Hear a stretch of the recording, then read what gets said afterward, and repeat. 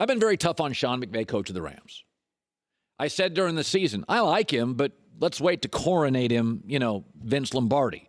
Let's wait to coronate him, Bill Belichick. He was in the playoffs last year, he lost. Let's slow down on the Sean McVay. I think he's a really talented kid. In my business, I see talented 30-year-olds all the time. Let's not turn them into, Rachel Maddow, Sean Hannity, Rush Limbaugh. Let's slow down a little bit here. And then when Sean McVay lost this past weekend, I said I thought he got out-coached. And I think he has a certain system. He doesn't adapt necessarily well. He will over time. He's a smart guy. He's a good listener. He's a good coach. But there's a piece of film out this morning that people are just dissecting and making way too much of, so let me defend him. Here's the piece of film, and people think Sean McVay is just too fawning before the game to Bill Belichick.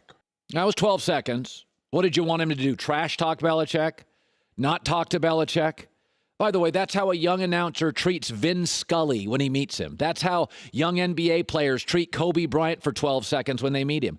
That's how many young quarterbacks, when they're on the field for the first time and they see Tom, they go over like, hey, man, I've been watching you forever. You're awesome, dude. Totally respect your game. That's what I've done going up to a young Bob Costas years ago, 30 years ago. So what did you want him to do? Trash talk him? Bill Belichick's the greatest football coach of our lives. One of the reasons Sean McVay is an amazing young football coach is because he's watched Belichick, and he's watched Bill Walsh, and he's watched Jimmy Johnson, and he's taken stuff from him. So when he sees him before the biggest game of his career and walks up to him for 10 to 12 seconds, what do you want him to do? I mean, in the World Series, don't tell me this is, you don't want to do this before big games. I see in the World Series guys around the batting cage laughing and joking, and 15 minutes later, that pitcher's facing that batter. In the NBA, I see guys all have the same agents. Over here at UCLA, Westbrook works out with KD, works out with LeBron, works out all off season. I see this stuff all the time. I see all the time in sports people going up and saying, hey, man, you don't think young quarterbacks before they face Peyton Manning and they on the football field didn't walk up and say, hey, man, so much respect for you. You're the best there's ever been, man. I love you. You think that decided the football game? Sean McVay and Bill Belichick looked at tape, and I'm guessing here, for 35 to 45 hours. But you think that 12 seconds determined the game. Football games are not decided by 12 seconds before the game. Ram players didn't even know about that. Now, Ray's a defensive player. Defensive players are very emotional. Their job in a football game is to blow stuff up, knock people over. So defensive players are very much about high emotion. You're a rival. I'm knocking you out. I'm making you hurt. I'm making you wince. I'm blowing up your plays. That's Ray Lewis.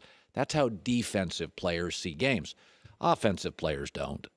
Offensive coaches steal stuff from one another. Offense is about unity, choreography, being unified, being under control, taking the emotion out of it. Tom Brady doesn't want to be too jacked up, so he's sailing throws. Ray Lewis wants to run through a wall. Defense and offensive guys have a different mentality.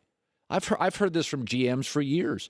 Defensive guys, it's almost like you like them having a little screw loose. Like Lawrence Taylor, sometimes you're like, is that guy all there?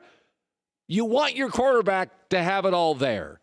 This is not why the Rams lost. This is how people who are young and talented and driven and who have had posters on walls and they've had these huge dreams, and then they face Kobe, and then they face Muhammad Ali, and then they face Tony La Russa, and they face Bill Belichick, and they meet Vin Scully or Al Michaels or Jim Nantz, and they come up and they're like, hey, man, this is weird, man. I've been watching. You're the very best at what you do. Do you want him to trash talk him, ignore him? Yo, sup?